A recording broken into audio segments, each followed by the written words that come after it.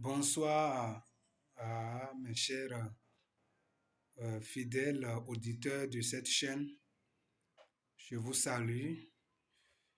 Bienvenue encore sur cette chaîne pour cette nouvelle vidéo. Ce soir, j'aimerais parler d'un thème d'actualité qui qui me préoccupe tellement. Je me pose la question de savoir comment peut-on appeler cette femme au foyer qui accepte donner son numéro à un dragueur. Je ne dis pas que la femme a accepté l'avance de ce dragueur, mais je dis bien, comment peut-on appeler une femme qui accepte donner son numéro à un dragueur? Vous savez, de façon naturelle, Dieu a créé les femmes.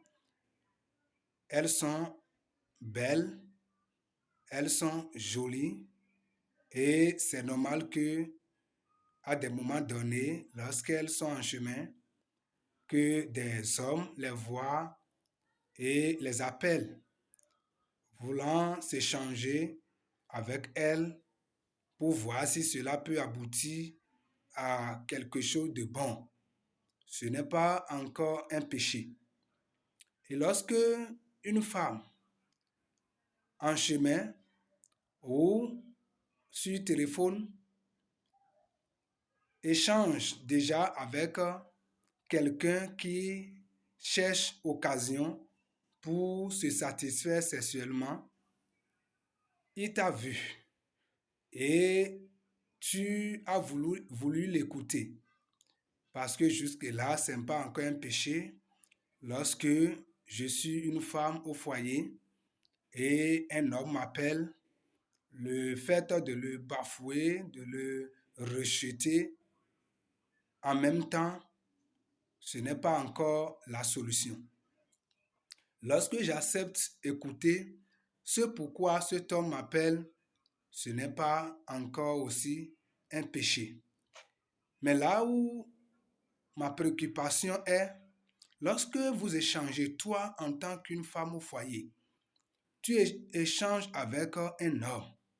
Je vais commencer par le fait que vous rencontrez quelqu'un en chemin sur votre voie qui commence à échanger avec vous. Et dans ces échanges, la finalité, ou bien comment ça finit cet échange? Lorsque la personne pose son problème et vous voyez que la personne veut de vous, vous devez remercier cette personne du fait que cet homme a eu cette considération pour vous et vous a vu très jolie, très belle. C'est déjà, vous devez être reconnaissante à celui-ci. Mais dans cet échange, on refuse bien l'avance de ce dragueur. On dit non, je suis une femme mariée, je suis ceci, tout ça là c'est bien. Vous avez bien agi, vous avez bien réagi. Mais à la fin, le dragueur dit, mais tu refuses mon avance et au moins tu ne peux pas me donner ton numéro, nous allons garder au moins l'amitié. Et on dit non, non, non. Et après, cette femme donne son numéro à ce dragueur pour dire non, moi je suis forte. S'il m'écrit, je ne réponds pas. Est-ce qu'il peut me faire quelque chose? Je suis forte. Je suis expérimentée. Je te dis, le seul nom qu'on peut donner à cette femme qui donne son numéro après toute une discussion à un dragueur, c'est une femme infidèle déjà à son homme. C'est une femme qui a déjà ouvert le chemin au désordre. Tu donnes ton numéro, tu attends quoi? Tu donnes ton numéro à un dragueur, tu attends quoi? Tu veux qu'il t'écrit quoi? Et il t'appelle, tu commences à faire du jeu. Et en fin de compte, on commence à pleurer pour dire, ah, j'ai refusé, hein, je n'avais pas voulu, hein, demande-lui ça. C'est ça on t'a demandé. C'est pas toi qui as donné ton numéro, c'est quelqu'un d'autre. C'est toi-même. C'est toi-même qui as donné ton numéro de façon volontaire. C'est déjà le début d'une infidélité à son mari. Certains même sur les réseaux sociaux, on ne connaît même pas la personne, une femme au foyer. On ne connaît même pas la personne. On écrit avec la personne. On échange sur WhatsApp, ou sur, je ne dirais pas WhatsApp d'abord, parce que ça commence par Facebook avant de déboucher sur WhatsApp.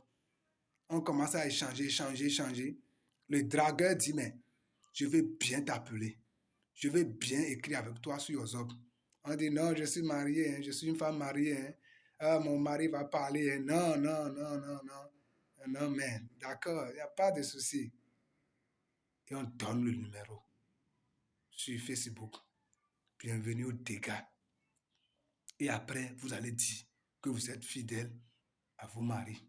Vous êtes fidèle. Tu es fidèle à ton mari, c'est ça? Et tu donnes ton numéro à un dragueur sur Facebook, sur Messenger, sur Twitter, ou qu'est-ce que je peux citer encore? Sur TikTok, dévoné.